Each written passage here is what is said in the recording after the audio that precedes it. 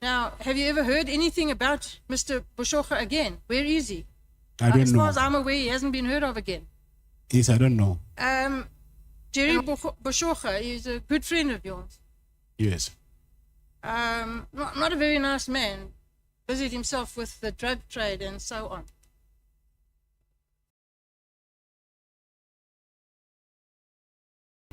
And is getting manicures part of your business protocol? Getting a manager. Manicures, having your nails done.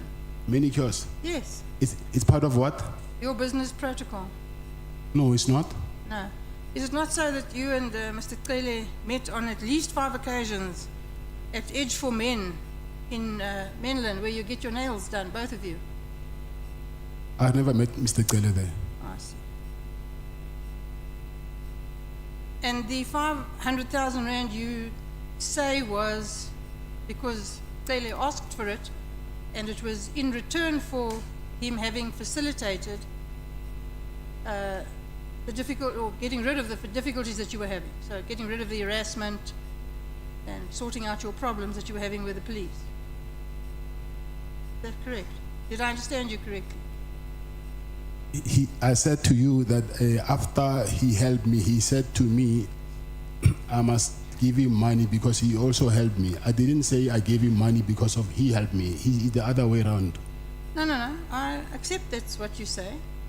But you asked him for assistance, he gave it, and then he asked for money. Yes, that's true. In return for that assistance. Yes, that's true. Yes. What do you think that is? Is that a business relationship, or is it just being good friends, or? I will say he's returning a favor. It's returning a favor. Yes, I will say that. So you were returning the favor. Yes, according to him, yes. I see. And you don't think that's corrupt? No.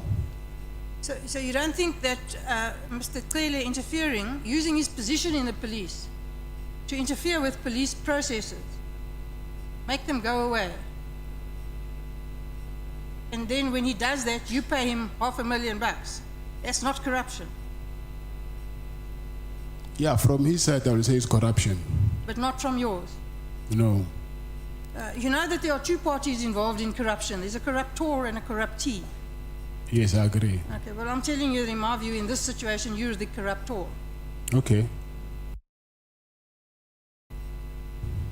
Why would any businessman just casually hand over $500,000 to a senior police official? Why didn't you report him? To who? To the police. The same police that are harassing me. Well, there are many police. I'm sure the entire police force wasn't harassing But you. there is only one national commissioner. Okay. So you paid to make your problems go away? Of course. Yeah. And I'm sad to tell you, Mr. Matlala, that is corruption. You call these payments facilitation fees. Of course. Yeah. A euphemism for corruption. You agree? No, I don't. So the lease on the property, the hospital property, you got the lease, you then got the contract, and then you complained the police were not giving you enough work. Why were the police under an obligation to give you work? It's part of the SLA. And what was that arrangement? What work were they supposed to give you, and how much? From all different work streams, from medical assessment to incapacity leave, injury on duty, any work stream that they have, wellness. And who promised you this stream of ongoing work? It's the SLA itself. And what in totality was this contract going to be worth? 360 million. How much did you get of that? I'll say maybe 50 million. 50. Yes. So, you know, what other streams of income do you have apart from this contract? Security. Yes, and what do you earn, just generally speaking, from that? It's not the same. It depends on how many clients you have. Yeah, well, that's why I said generally speaking, just a ballpark figure. So maybe 2 million Is that a month, a year? a month. See. So you're quite generous. You give away quite a lot of money. You bankrolled Cele to the tune of $500,000. You bankrolled the ANC's party on the 8th of January. Again, you must surely feel this money. I for the January 8th thing, I think I explained that why I had to give that money. Yeah, I'm not suggesting anything about the reason. I'm saying normal people would feel that money. Nobody just hands out that kind of cash. Even myself, I felt that. To the prejudice of your family, you're just handing out cash to corrupt policemen and the ANC for their birthday party. Can I call him? And my apology to Honorable Breytenbach, but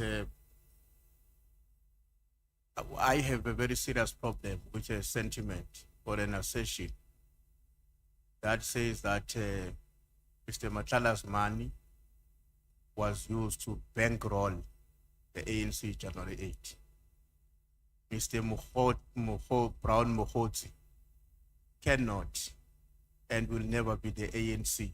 So to say the ANC was bankrolled because the money went to Mohotsi is simply to reduce the ANC to an individual who had whatever kind of a relationship with Mr. Matlala. And we don't think as the ANC that is a correct appropriation of what we have understood to have been a relationship between Mr. Matlala and Mr. Mohotsi.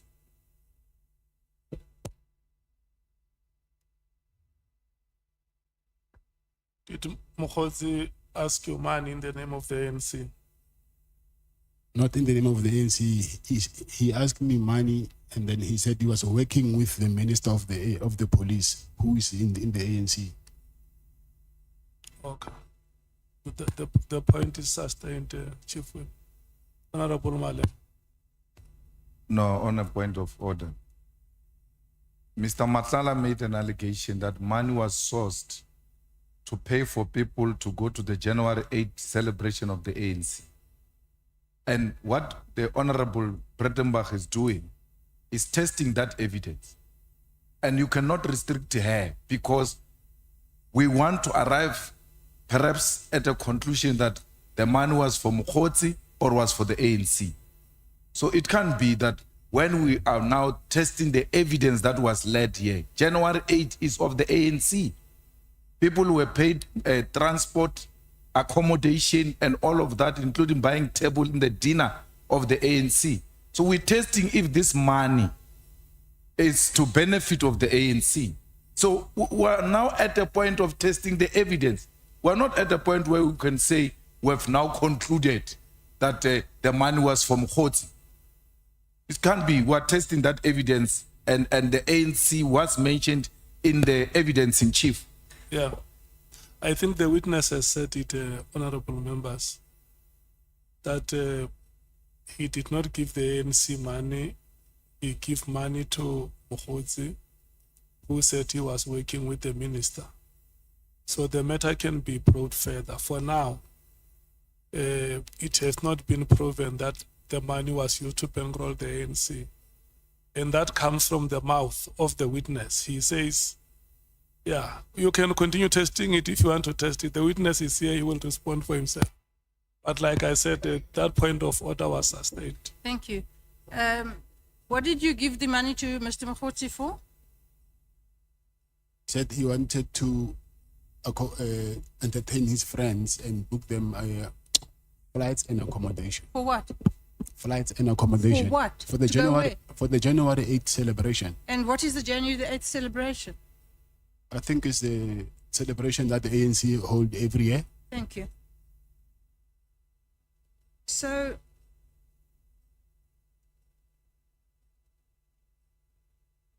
the truth is that you received 50 million on that contract that had run for what period of time when you received the 50 million? What period did that cover? I will say from maybe I say from end of September until January this year, End of September from which year? So, 2024. okay, so that's not very long. It's a short period of time with quite a lot of money. Would you agree? It depends on the kind of work that you're doing. Yes, well, I'm asking you, it's a lot of money, in my view, for that short period of time. So what was your profit margin on that 50 million? 30%? 30%. Yes. Handy. And so, it would appear to me that these massive payments were just not justified, that they were just rubber stamping money into your account. Would you agree? No. Your business depended heavily on the police service contract, is that correct? Yes. And that's why you were desperate to keep the contract alive Yes. and went to such lengths to get people to intervene to make sure the contract wasn't cancelled. Yes.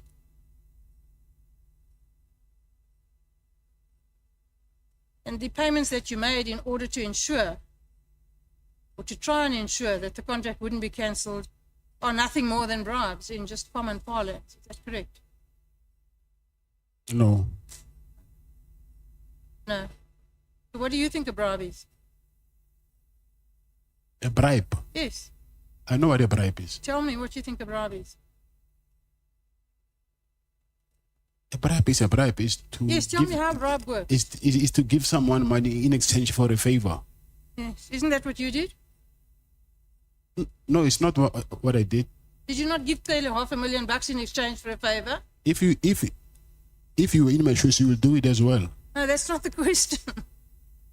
The question is that not what you did? Did you not give Cele $500,000 yes, I gave him for money. a favor? That's a bribe. I was not bribing him. You were. You're in denial, but you were. Jerry Boshoga is a good friend of yours. Yes. Not a very nice man. Busied himself with the drug trade and so on. You agree? Yes, I agree. Now, are all your friends involved in criminal activity? No. Well, how many of them are? Quite a lot. Quite a lot. That doesn't bother you? Say that again? That doesn't bother you? You saying how many friends I have? Yes.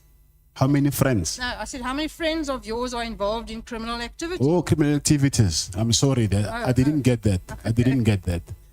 I thought you were saying how many friends I have. No. I'm sure you have many friends. How many are involved in criminal activity? I don't know. Well, you knew that Mr. Boshoga was. Yes, I know. Do you admire people who involve themselves in the drug trade? No, I don't. Why? That's what they do. I cannot dictate what other people must do with their No. own lives. I absolutely agree with you that you can't dictate what other people do, but you can decide who to be friends with. Yes, I can be friends with you today. Next week, I hear that you're doing something which is not aligned with what I like. And then what would you do? I'll let you do whatever you're doing. And you still remain friends? Yes, on conditions. What conditions? What conditions could there possibly be I can for only remaining friends with a criminal? I can only meet you at church. Hey, Wena. You lent money to somebody who you knew manufactured drugs and then sold them at a huge profit to South Africans who go bent under misery and poverty. And your friend and people like him, keep them there. That doesn't bother you. It does. But you still gave him money. Yeah, but that money was not for that. You don't know. You just said yourself you don't know what it was for. Exactly. I'm saying from when you ask money from me saying you want to buy bread, whether you lie to me or not, that's you. But I gave you money for what you asked me for. You know, Mr. Matlala, you're a clever man. That's very clear. You're not a stupid man. You've been around. You know about business. You know about crime. And you are not the naive person you're trying to portray. I don't believe you for 1 minute. Now, have you ever heard anything about Mr. Boshoga again? Where is he? I don't As know. far as I'm aware, he hasn't been heard of again. Yes, I don't know. And what happened to his business? I don't know. And what happened to the money he still owes you? Not been paid. Yes. Yeah. Yeah. Very suspicious. That whole thing is suspicious. Does it not rouse your suspicions? This disappearance. It's suspicious. Yes. Of course, it's suspicious. Yeah. Where's his wife and his child? At their house, I think. They've returned, just not him. They've what? Have they returned? It's just him that has not returned. They were never kidnapped. Oh, they were never kidnapped. They were never Oh, kidnapped. I see. I thought they were all kidnapped. When you traveled to KZN to meet Mr. Cele, you go in a convoy of 6 or so cars with up to 14 men, you say. Yes. Well, unless you're an incredible show-off, what is the necessity for that? I'm in business. I'm advertising my business. Okay, so are all those cars branded? No, they're not. So then how do you advertise your business? They've got number plates. They've got number plates. Yes. Are they branded? No, they're not. So, well, then you'll agree with me that makes no sense. It makes quite a lot of sense. Okay. Do you travel in blue light convoys with this paramilitary style convoy of yours? No, I don't. You used to To do what? travel with blue light convoys? No. Yes. And how did you access those blue light convoys? I never used blue lights. Never ever. Yes. So anyone who says you did is a liar. I'm not saying he's a liar, but I'm saying I've never used them. Okay. The protection that you supplied in Ekurhuleni, you supplied protection to the municipal officers, I think. Correct me if I'm wrong, and also sometimes to the mayor. Is that correct? The mayor is How did that happen? through the. By then he was a chief of operations. Who? Mr. Julius Mkhwanazi. So he arranged for your company to protect the mayor of Ekurhuleni. Yes. And did you get paid for that? No. Did it free? Yes. See. Now that's not a very good business model. It is. Okay. You donated vehicles to the Ekurhuleni Metro Police. Yes, I did. Why? Like I said before, I wanted to do medical response for them. So I did that as to show good faith. Yeah. How many? Four. Four vehicles. Yes. What kind? It was a 2 BMWs, 1 Mercedes, 1 VW Golf GTI. Don't mess around. And was there any benefit from this donation? No, there was no benefit at all. Did no business flow from it? I was expecting it, but it never happened. Also, not a very good business model. It was. The intention was. I see. So I would suggest to you that the reason that you drive around in a convoy like you do got nothing to do with safety. It's just to promote your image and intimidate people. I don't agree with that. You don't. Do you have any links, business relationships with anybody who's a member of the Boko Haram gang in Pretoria? No. You don't, or you're not aware of it? No, I'm not. So you don't have those relationships. No. You've admitted to bribing, although you think it's not bribing, police. Have you bribed anybody else in the criminal justice network? Have you bribed judges? Have you bribed prosecutors? No. Have you done favors for them? No. Have you given them gifts in No. exchange for favors? No. No. So I've only got 5 minutes left, so I'm going to wrap up. In my view, Mr. Matlala, you're not a businessman. You're a crook. I am. You're a thief, you're a fraud, and you're corrupt. And the problem in this country today is that people like yourself clothe yourself in the respectability of calling yourself a businessman when you are nothing but a dishonest thug. You make an illicit fortune by stealing from the poorest of the poor. It's people like you and your associates that have robbed generations of South African children of their futures. Shame on you, sir. I'm finished, Chair.